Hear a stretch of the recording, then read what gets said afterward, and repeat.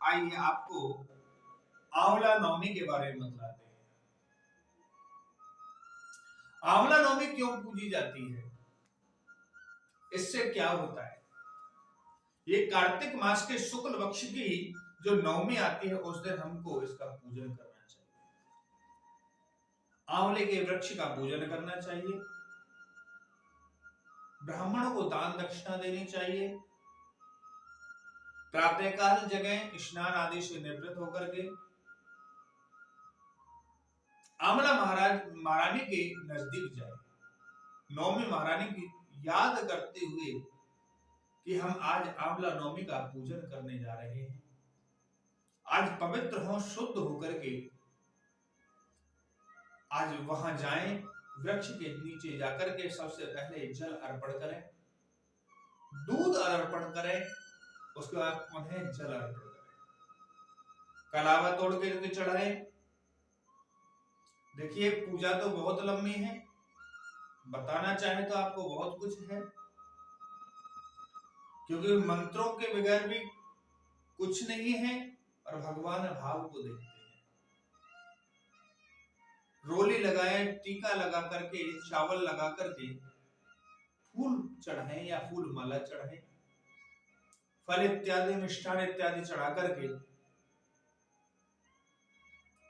उसकी आरती उतारें, ब्राह्मण को दान दें। आइए आपको एक छोटी सी कथा श्रवण कराते हैं। एक छोटे से नगर में एक छोटे से सेठ रहा करते थे। सेठ महाराज का काम था कि नवमी जैसे ही आती थी, प्रति नवमी के दिन ब्राह्मण को भोजन कराते थे और सोने की दक्षिणा दिया करते थे। उनके कारण वह दिन और दिन बढ़ते जा रहे थे, पर उनके बच्चों को अच्छा नहीं लग रहा था। पिताजी आप इतना पैसा बर्बाद क्यों करते हो, इसको करने से क्या होगा? खूब लड़ाई झगड़ा रखते थे, कहीं ऐसा ना हो पुनः हम पहले जैसे निर्धन नहीं हो जाएं। मन ही मन में उनके में लालसाएं उत्पन्न हुआ करती थी। आज सेठ जी से बहुत कुछ कहा उनके बच्चों ने। सेठ जी वहां से अपने घर को त्याग करके एक दूसरे नगर में चले गए। वहां रास्ते के किनारे एक छोटी सी दुकान खोली और उस दुकान के पास में ही एक छोटा सा बिरवा लगाया आंवले का। प्रति नवमी के दिन उनको वहां पर पूजन किया करते थे। धीरे धीरे करके लोग जानकारी होती गई, ब्राह्मण देवता का नाम भी होता गया। धीरे धीरे उनके वहां पर ग्राहक भी बढ़ने लगे।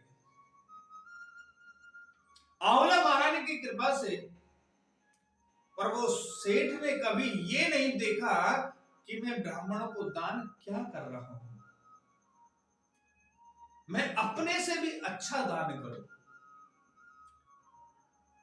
आज धीरे धीरे जैसे ही सेठ जी महाराज बढ़ते जा रहे हैं और उनके परिवार वाले, उनके बच्चे नीचे दबते हुए चले जा रहे हैं। जो धन था सारा समाप्त हो गया, कर्जा भी लगने लगा। अब सोचने लगे, अरे पिताजी हमको बहुत कुछ कहा करते थे कि दान करने से धन नहीं घटता है। मेरे प्यारे, हम बहन बेटी को देते हैं, ब्राह्मण को देते हैं, ये सभी एक ही कामना करते हैं कि हमारे यजमान या हमारे भाई